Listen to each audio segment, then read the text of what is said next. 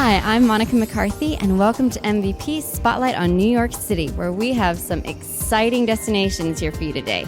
Our first stop is none other than the iconic shopping destination of the world, Macys Herald Square in New York City. Oh, I can't wait. As a visitor to New York City, when you come to Macys in Herald Square, you must make a stop at the Visitor Center, where they are loaded with tons of helpful information, including my favorite part, 11% off savings card for your entire purchase. Can't beat that. Oh my gosh, Santa! I've been a good girl this year. Wait, what? Oh, Santa says to remind you that Macys is the only department store worldwide to have the real Santa Claus. He arrives every Thanksgiving at the Thanksgiving Macys parade, and he stays through the rest of the holiday season. So be sure and come and check out the Holiday Lane here at Macys and Herald Square. I mean, this place is amazing. Thanks, Santa. Joining me today is Alina, the Media Relations Director here at Macys and Herald Square. So tell me, how crazy is it here right now during this holiday season?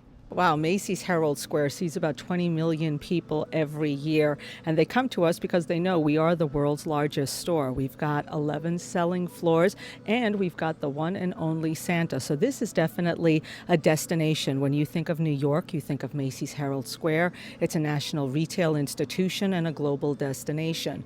We see so many people from all over the world that come to Macys, because when they are coming to New York City, the first place they really want to stop is Macys Herald Square, because it really embodies the spirit and the beat of the city. Where do you think the majority of the international visitors that come here to Macys are from?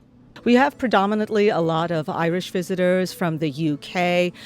We certainly have Germans, the French. We have just started reaching out to China. We have developed a great relationship with them. But we see from all four corners of the globe. What to you makes Macys so special? No one does events like Macys does, and no one gives the value and wonderful fashion and trends that Macys does. Again, if you think of the Macys Thanksgiving Day Parade, a tradition that started in 1924, it's how millions of Americans and generations of Americans have started their Thanksgiving celebration. Well, thank you so much for taking the time to interview with us. It was really helpful, and it's just so exciting. You can definitely feel the spirit and the energy here. Well, thank you for coming. Now I want you to go and get your Christmas shopping done. Not a problem. Yay! All right, come on.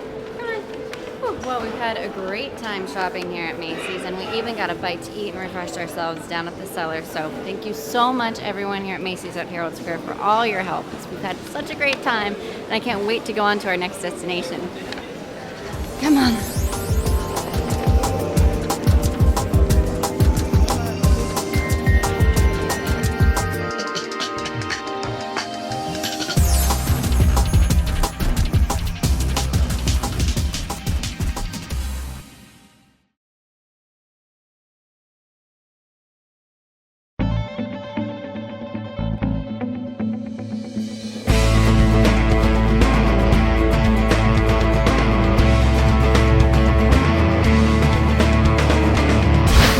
Place to visit here in New York City that's fun, educational, great for people of all ages, then you have to come check out the Intrepid Sea, Air, and Space Museum here at Pier 86 in New York City. This place has it all, and it's such a wonderful slice of history, and thousands of visitors have come since it was opened in 1982, after originally serving in World War II and Vietnam and in the space race. I can't wait to check it out. Let's take a look.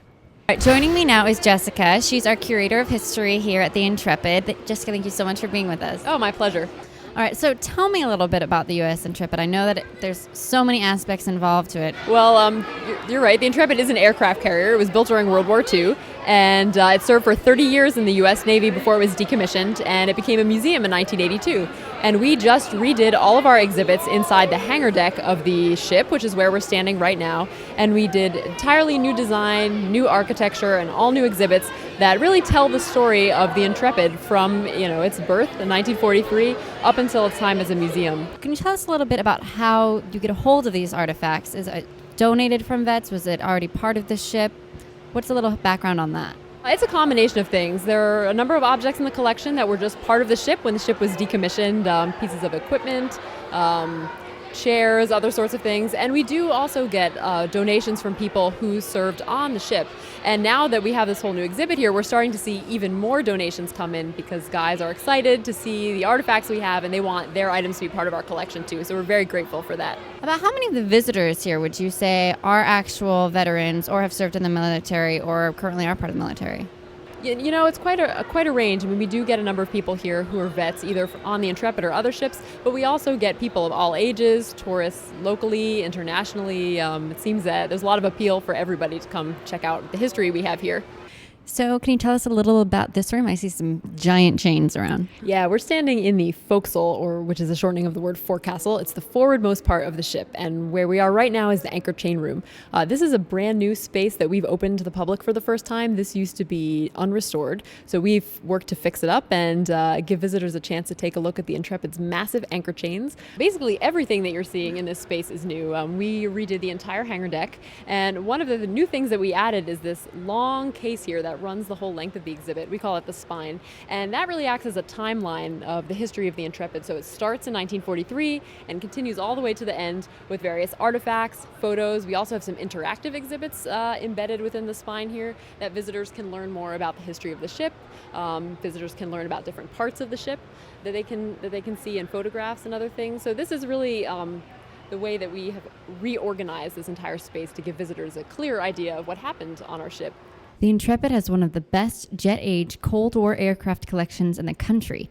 The museum has 30 aircraft that include two of the fastest in the world, the super-secret A-12 Blackbird spy plane and the Anglo-French luxury airliner Concorde, as well as early helicopters that cruise at today's highway speeds and even slower. Well, as you can tell, there's so much to do and see here at the Intrepid Sea, Air and Space Museum. And a big thank you to everyone here for all their help. And for more information, please check out the link below. And now it's time to jet off to our next destination.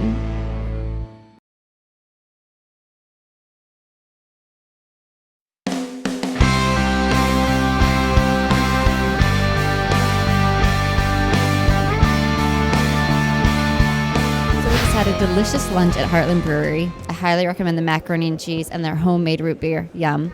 And now we were at the Empire State Building where my favorite movie, An Affair to Remember, was shot, if we all remember that iconic scene. So I'm excited to go upstairs and see what some guests here to the Empire State Building have to say. So, of course, no trip to New York City would be complete without a trip to the Empire State Building, which is where we are right now on the 86th floor observatory, which is amazing, an incredible view. As you can see over here, we have the Williamsburg Bridge. I don't know if you can zoom in on that over there. It's just a great spot, a beautiful, clear day. As you can see, hundreds, if not thousands of tourists visit here every day. So it's an absolute must on your to-do list when you come and visit New York City. So with us, we have Charlie and his family to tell us why he's here at the Empire State Building. Charlie, where are you guys from? We're from right out there in Long Beach, right out by the ocean. Oh my gosh, so you guys are pretty local. Have you ever been to the Empire State Building before? I was here once before, but my son had never been here before. Well, it's exciting. Your first time. Do you like it? Yeah, it's fun. Now, can you name a movie that the Empire State Building was in? King Kong. That's perfect. We've got one. We're going to try and see how many we can come up with, I think, on our trip here. Thank you so much for talking to us. It was our pleasure. We got one. Joining me now is Sinead. Sinead, where are you from? I'm from Ireland. Ooh, wonderful. What part? Kildare, just south of Dublin. Now, have you ever been to the Empire State Building before? No, this is my first time. It's really lovely up here.